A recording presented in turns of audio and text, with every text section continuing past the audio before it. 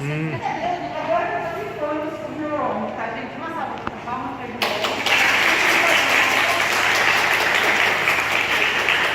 Acho que vocês vão gostar do que é. Tá onde? Você lembra? Tá aqui, papai?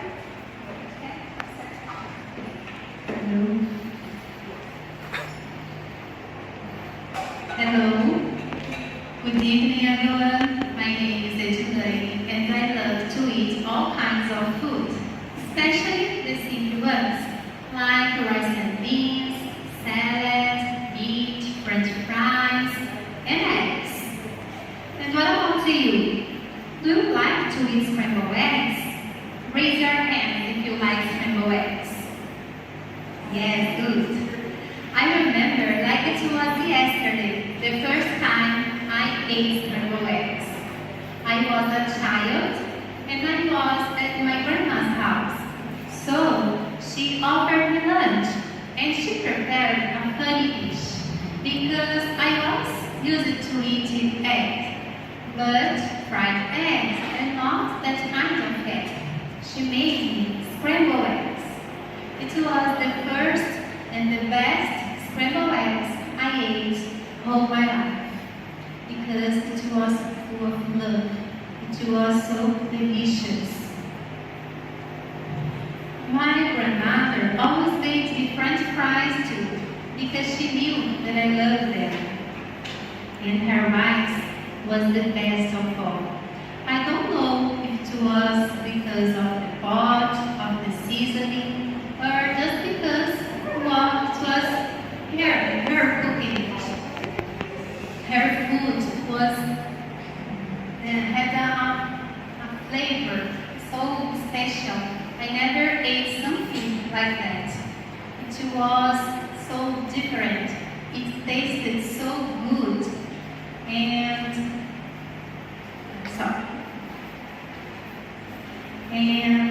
with the food, all the family was together around her table. This is my grandma. Her name is Maria.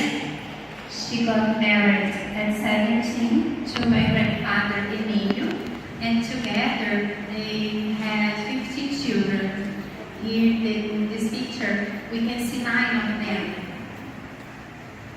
As you can see, my grandma had a big family, and we were always together on holidays like Christmas, Easter, birthdays. These were very happy moments. And my grandma was a good woman. She treated everyone equally. Sons, daughters, daughters-in-law, sons-in-law, grandchildren. And there is no one in the world who didn't like her. And believe it or not, but she remembered everyone's birthdays. Every year on my birthday, she was the first to call me and wish me all the best. I love her, and she was with me in every moment of my life.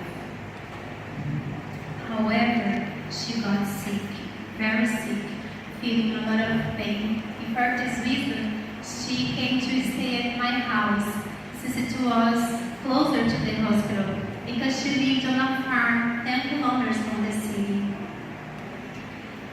That same day, I was studying for a test to work at the Bank of Brazil. So I stayed all day by her side without really being effectively on her side. Unfortunately, she got worse and she got to the hospital, but she didn't come back. She had to have an emergency surgery. The doctors,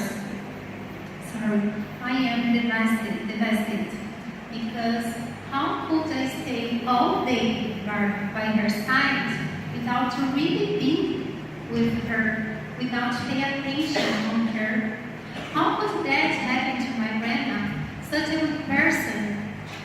How could I stay all day by her side without really told her how much I loved her. The doctors asked us to go to the hospital to fetch her lungs, and I went to my mother, and they told us that they did everything they could, but her case was very serious, and probably she could not persist. So she allowed us to enter to the intensive care unit to see her. The first thing I did was take her hand and say, "I love you, Grandma." She was conscious, but she didn't could talk, she didn't could speak. When we asked her if she was in pain, she shook her head, no. It was a very quick visit. We and my mother went home, and that same night, my grandmother died. This fact changed my perspective on life. Today, I have 2 kids, an 8-year-old boy and a 5-year-old girl, and I tell them every day I love them. Last week, my daughter asked me, "Mom, do you only know how to say this?" Because every time, every day, I tell her I love her. I tell to my husband I love him. I tell to my friends I love them. I tell to my parents I love them. And there is also someone who finds this strength. These days I sent a message to my father with an "I love you." So he answered me with a question. "Do you think I'm going to die?" So I answered him, "No, I love you. You can say every day. And it's been a while since I said that to you, Dad." So he answered me, "I love you too, my daughter."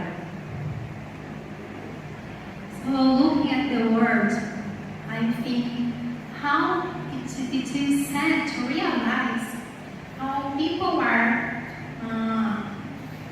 with one another, and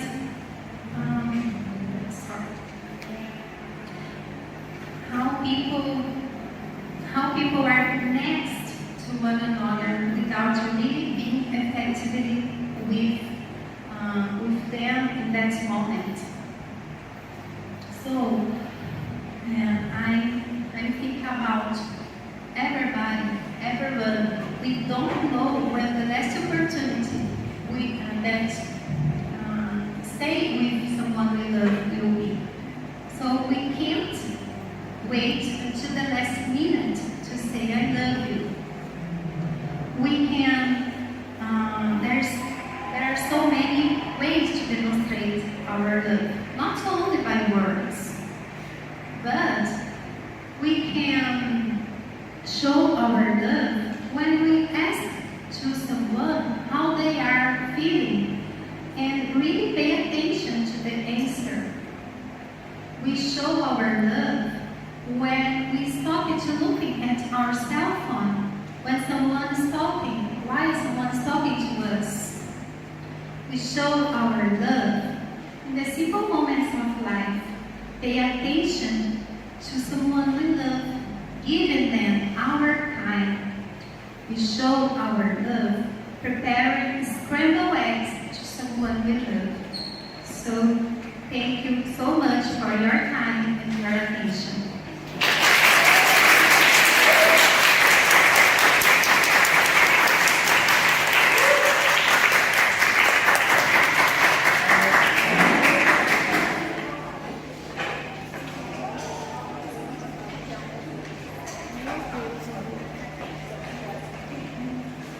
Dá um tchau aí.